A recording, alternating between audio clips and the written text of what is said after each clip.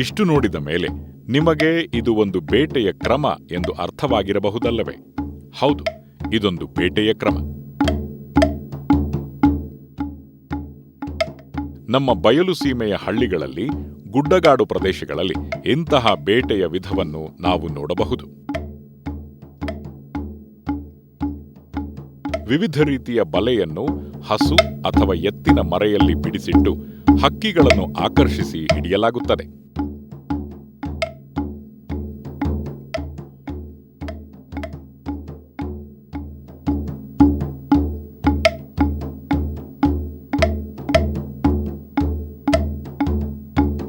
ಈ ರೀತಿ ಬಲೆ ಹಾಕಿ ಹಕ್ಕಿಗಳನ್ನು ಹಿಡಿಯುವ ಜನಾಂಗವನ್ನು ಹಕ್ಕಿ ಪಿಕ್ಕಿ ಎಂದರೆ ಹಕ್ಕಿಗಳನ್ನು ಹೆಕ್ಕಿ ಹಿಡಿ ಎಂದು ಕರೆಯಲಾಗಿದೆ. ಊರಿಂದ ಊರಿಗೆ ಸಾಗುತ್ತಾ ನಿರಂತರ ಅಲೆಮಾರಿಗಳಾಗಿ ಬೇಟೆ ವ್ಯಾಪಾರಗಳಿಂದ ತಮ್ಮ ಜೀವನ ನಿರ್ವಹಣೆ ಮಾಡುವ ಒಂದು ವಿಶಿಷ್ಟ ಜನಾಂಗ ಈ ಹಕ್ಕಿ ಪಿಕ್ಕಿ. ತಮ್ಮನ್ನು ತಾವು ಮೇಲು ಶಿಕಾರಿಗಳೆಂದು ಕರೆಸಿಕೊಳ್ಳುವ ಇವರು ಉತ್ತರ ಭಾರತೀಯರು. ಮೂಲತಃ ರಾಜಸ್ಥಾನದ ಬಾಗ್ರದರೆಂದು ಹೇಳಲಾಗಿದೆ. ಇವರು ತಮ್ಮನ್ನು ಬಾಗ್ರಿಗಳೆಂದೂ ಕರೆದುಕೊಳ್ಳುತ್ತಾರೆ. ಒಂದು ಕಾಲಕ್ಕೆ ಇವರು ರಾಜಸ್ಥಾನದ ಮೂಲ ನಿವಾಸಿಗಳಾಗಿದ್ದರು. ಇವರು ಕರ್ನಾಟಕಕ್ಕೆ ಬಂದಿರುವ ಬಗ್ಗೆ ನಿಖರ ದಾಖಲೆಗಳಿಲ್ಲ. ಸುಮಾರು 200 ವರ್ಷಗಳ ಹಿಂದೆ ಇವರು ವ್ಯಾಪಾರಕ್ಕೆ ಎಂದು ಬಂದು ನೆಲೆಯಾಗಿರುವ ಸಾಧ್ಯತೆಗಳಿವೆ ಎಂಬುದು ವಿದ್ವಾಂಸರ ಅಭಿಮತ. ಕರ್ನಾಟಕದ ಮೈಸೂರು, ಬೆಂಗಳೂರು, ಮಂಡ್ಯ, ಶಿವಮೊಗ್ಗ, ಚಿಕ್ಕಮಗಳೂರು, ಹಾಸನ, ಬಳ್ಳಾರಿ, ಬಿಜಾಪುರ, ಬೀದರ್, ಧಾರವಾಡ ಹಾಗೂ ಗುಲ್ಬರ್ಗಾ ಜಿಲ್ಲೆಗಳಲ್ಲಿ ಇವರು ಕಾಣಸಿಗುತ್ತಾರೆ. ಇಲ್ಲಿ 4 ಒಳಪಂಗಡ ಬರುತ್ತೆ ನಮ್ಮ ಹಕ್ಕಿ ಪಿಕ್ಕಿಯಲ್ಲಿ. ಮೊದಲನೇದು ಮೇವಾಡ, ಗುಜರಾತ್, ಕಾಳಿವಾಡ ಮತ್ತು ಪವಾರ್ ಅಂತೇಳಿ 4 ಪಂಗಡ ಬರುತ್ತೆ. ನಮ್ಮ ಶಿವಮೊಗ್ಗ ಜಿಲ್ಲೆ, ದಾವಣಗೆರೆ ಜಿಲ್ಲೆ, ಚಿಕ್ಕಮಗಳೂರು ಜಿಲ್ಲೆಯಲ್ಲಿ ಮೇವಾಡ, ಗುಜರಾತ್ ಮತ್ತು ಕಾಳಿವಾಡ ಸಿಗುತ್ತೆ. ಬೆಂಗಳೂರಲ್ಲೆಲ್ಲ ಜಾಸ್ತಿ ಪವಾರ್ ಪಂಗಡ ಸಿಗುತ್ತೆ. ತಮ್ಮ ಪೂರ್ವಿಕರ ಬಗ್ಗೆ, ಹಿರಿಕರ ಬಗ್ಗೆ ನಾನಾ ರೀತಿಯ ಕಥೆ ಹೇಳುವ ಈ ಜನಾಂಗ ಉತ್ತರದಲ್ಲಿ ತಮ್ಮ ಪ್ರದೇಶಕ್ಕೆ ಧಕ್ಕೆ ಬಂದಾಗ ದಕ್ಷಿಣದ ಕಡೆ ತಂಡೋಪತಂಡವಾಗಿ ಬಂದರು ಎಂದು ಹೇಳಲಾಗುತ್ತದೆ. ಅಲೆಮಾರಿಗಳಾದ ಇವರು ಇಂದಿಗೂ ಒಂದೆಡೆ ನೆಲೆ ನಿಲ್ಲದೆ ಸ್ಥಳದಿಂದ ಸ್ಥಳಕ್ಕೆ ತಮ್ಮ ಬಿಡಾರಗಳನ್ನು ಬದಲಾಯಿಸುತ್ತಾ ತಮ್ಮ ಪ್ರಶ್ನಾತೀತ ಭವಿಷ್ಯವನ್ನು ಅರಸುತ್ತಿರುವ ವಿಭಿನ್ನ ಜನಾಂಗ. ಎಲ್ಲಾ ಬುಡಕಟ್ಟಿನ ಮೂಲಕ್ಕೂ ಒಂದೊಂದು ಐತಿಹ್ಯವಿದ್ದಂತೆ ಇವರೂ ಹಲವಾರು ಐತಿಹ್ಯಗಳನ್ನು ಹೇಳುತ್ತಾರೆ.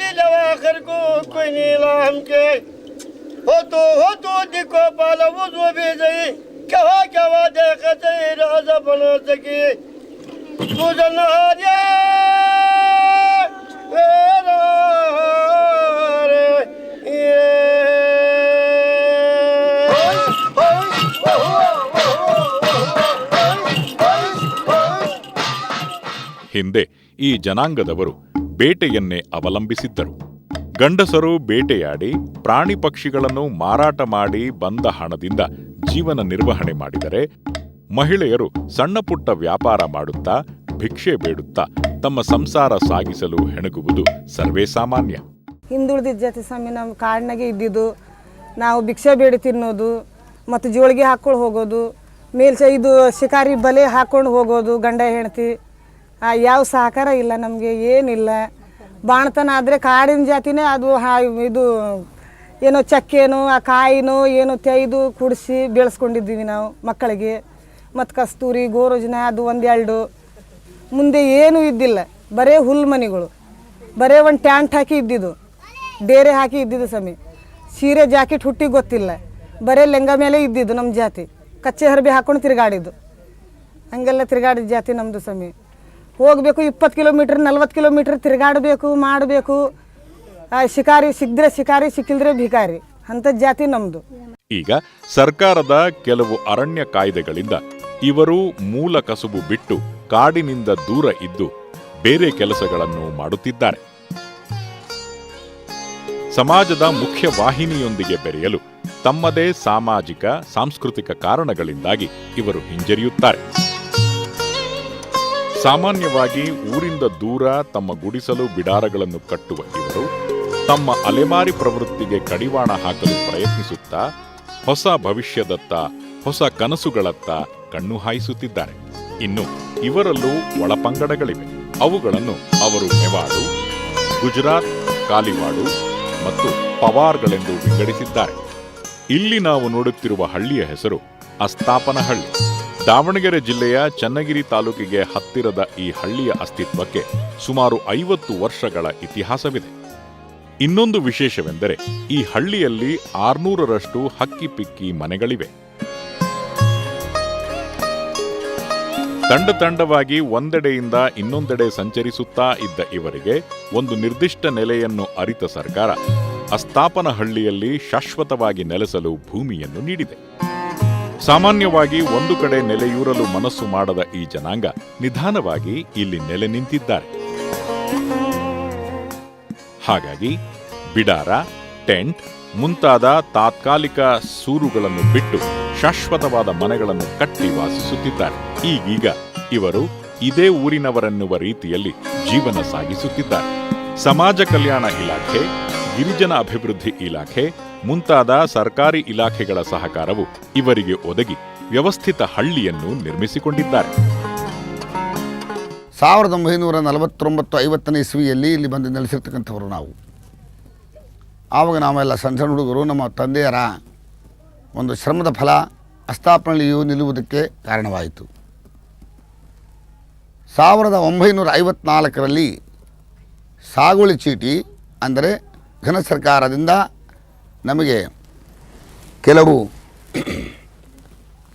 ಜನಗಳಿಗೆ ಭೂ ಸ್ವಾಧೀನವಾಗಿರತಕ್ಕಂಥ ಸಾಗುವಳಿ ಚೀಟಿಯನ್ನು ಕೊಡಿಸಿ ಇಲ್ಲಿ ನೆಲೆಸಿದರು. ಎಸ್.ಎಂ. ವಾಲಿ ಎಂಬ ಡೆಪ್ಟಿ ಕಮಿಷನರು ನಮ್ಮನ್ನು ನೆಲೆಗೊಳಿಸುವುದಕ್ಕಾಗಿ ಈ ಜಮೀನನ್ನು ಗ್ರಾಮ ಠಾಣವನ್ನಾಗಿ ಪರಿವರ್ತನೆ ಮಾಡಿದರು.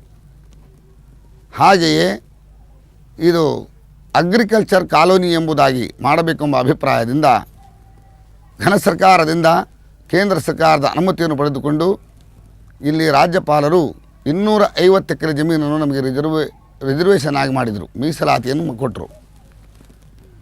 ಆ ಮೀಸಲಾತಿಯನ್ನು ಕೊಟ್ಟದ ಬಳಿಕ ನಮ್ಮ ಜನಾಂಗದವರು ಇಲ್ಲಿ ನೆಲೆಸುವುದಕ್ಕೆ ಬಹಳ ಅನುಕೂಲವಾಯಿತು. ಶ್ರಮಜೀವಿಗಳು, ಸ್ವಾಭಿಮಾನಿಗಳು, ಗಟ್ಟಿಗರು ಆದ ಇವರಿಗೆ ಅನೇಕ ಕುಶಲ ಕಲೆ ತಿಳಿದಿದೆ. ಇನ್ನು ಪ್ರಾಣಿ ಪಕ್ಷಿಗಳ ಬೇಟೆಯನ್ನು ಇವರು ಕಲಾತ್ಮಕವಾಗಿ ಮಾಡುತ್ತಾರೆ. ತಮ್ಮ ಕೈಚಳಕದಲ್ಲಿ ಸುಂದರವಾದ ಹಾರ, ಮಣಿಸರಗಳು, ಹೂಗುಚ್ಛಗಳನ್ನು ಮಾಡುತ್ತಾರೆ. ದೇಶದ ಉದ್ದಗಲಕ್ಕೂ ಸಂಚರಿಸುವ ಇವರು ಬೇರೆ ಕಡೆಗಳಿಂದ ವಿವಿಧ ಮಣಿಗಳ, ರುದ್ರಾಕ್ಷಿ, ಸಾಲಿಗ್ರಾಮ ಮುಂತಾದವುಗಳನ್ನು ತಂದು ಸರ ತಯಾರಿಸಿ ಮಾರುತ್ತಾರೆ. ತುಳಸಿ ಮಾಲೆ, ರುದ್ರಾಕ್ಷಿ ಸರ, ಹವಳ ಸರ ಮುಂತಾದ ವೈವಿಧ್ಯಮಯವಾದ ಸರಗಳು ಇವರ ಕಲೆಯಲ್ಲಿ ಅರಳುತ್ತಿವೆ. ದಿನದ ಸ್ವಲ್ಪ ಸಮಯವನ್ನೂ ವ್ಯರ್ಥ ಮಾಡದೆ ಒಂದಲ್ಲ ಒಂದು ರೀತಿಯಲ್ಲಿ ತಮ್ಮನ್ನು ತೊಡಗಿಸಿಕೊಂಡಿರುವ ಇವರು ಕೂಲಿ ಕೆಲಸದಿಂದ ದೂರವಿರುತ್ತಾರೆ. ಗಂಡು ಕುಲ ಬೇಟೆಯನ್ನು ಮುಖ್ಯ ಕಸುಬು ಮಾಡಿಕೊಂಡಿರುವುದು ಒಂದೆಡೆಯಾದರೆ, ಹೆಂಗಸರು ಇಂತಹ ಕರಕುಶಲತೆಗೆ ತಮ್ಮನ್ನು ಹೆಚ್ಚು ತೊಡಗಿಸಿಕೊಂಡಿದ್ದಾರೆ. ಹೂ ತರೋದು ಬೊಂಬೈಯಿಂದ ಸರ್, ಬಾಂಬೆಯಿಂದ ತರೋದು. ಇಲ್ಲಿ ತಂದು ಕಷ್ಟ ಮಾಡಿ ಪೊಣಿಸ್ಬೇಕು. ದಿನ 100, 200, 300, 1000 ತಕ್ಕನೂ ಸಿಕ್ಕತ್ತೆ. ಜೈಪುರಲ್ಲೇ ಸಿಕ್ಕತ್ತೆ ಸರ್ ನವರತ್ನ ಮಣಿ, ಹವಳ ಮತ್ತು ಗಣಪತಿ ಹವಳ ಅದೆಲ್ಲ ಜೈಪುರಲ್ಲಿಂದ ನಾವು ತರೋದು. ಶಾಲೆಗ್ರಾಮ ಋಷಿಕೇಶ್ನಲ್ಲಿ ಸಿಕ್ಕೋದು. ಅಸ್ಫಟಿಕ ಮಣಿಗೆ ಗ್ಯಾಸ್ಟಿಕ್ಕು, ಗ್ಯಾಸು, ಹೊಟ್ಟೆಲೆ, BP, ಶುಗರು, ಕಂಟ್ರೋಲಾಗತ್ತೆ. ಇದು ಚಕ್ರದ ಮಣಿ ಅಂತ, ಇದು ಬಾಬಾ ಬುಡ್ನಿಗಿರಿಲೇ ಸಿಕ್ಕತ್ತೆ, ನಾವೇ ಹೋಗಿ ತರ್ತೀವಿ. ಇದು ಜಾಯಿಕಾಯಿ ಸರ್, ಮಕ್ಕಳಿಗೆ, ಚಿಕ್ಕ ಮಕ್ಕಳಿಗೆ ಆಗಲಿ ದೊಡ್ಡವ್ರಿಗೆ ಆಗಲಿ ಇದನ್ನು ಎದೆ ಹಾಲು